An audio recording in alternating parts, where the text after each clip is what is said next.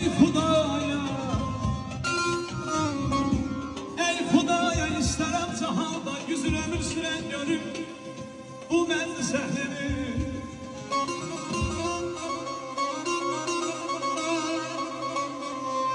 Həmişə toymansın ey dostlar, deyib gülən görüm bu mənzil səhlini.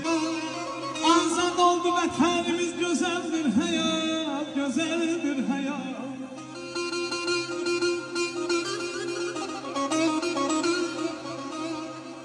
Deyirəm şükürlər olsun ey dostlar, azad oldu vətənimiz, gözəldir həyat. Görüm xoşbəxt olsun bütün kainat.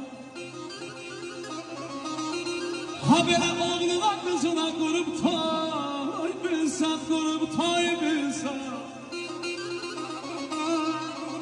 Deyirəm oğluna qızına ey dostlar, qurub toy bilsən. Şənliqədən görüm bu mənzil səhlini, şənliqədən görüm bu mənzil səhlini.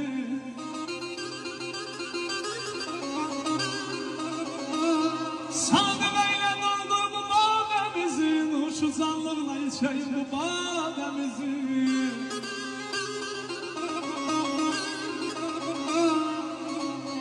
Deyirəm sadəməylə doldur bu badəmizin, uşuzanlığına içəyim ey dostlar bu badəmizin.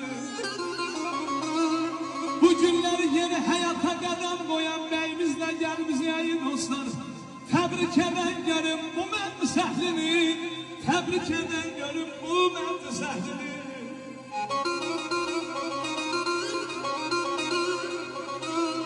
Dərdi bəlamızan olsun insandan çatsın arxusuna, ay əllər hər bir yarada. Deyirəm dərdi bəlamızan olsun, burada əyləşənlərdən çatsın arxusuna, ay əllər hər bir yarada.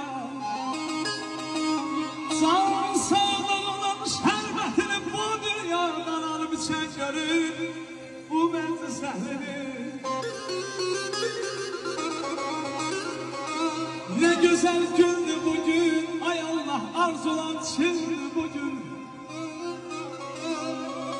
Deyirəm ne güzel gündü bugün, bütün arzular ay Allah çindi bugün. Bütün el oban qohum əqrəbə hamı sevindi bugün. Toyunuz mübarək beylərimiz, toyunuz mübarək beylərimiz. Arda bülbül uçarcaya təkəklik insana yaraşmır, həyatla təklik.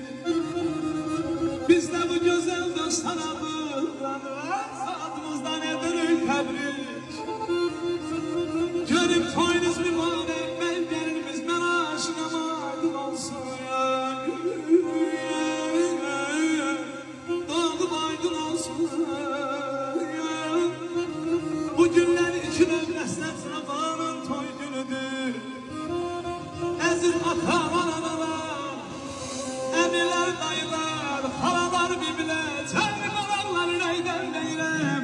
Hamozun gözləriniz aydın olsun, uzanmaqdanımızı eyləylər inşallah. Bu gözəl paylardan cəmi sumaylarımıza qismət olsun.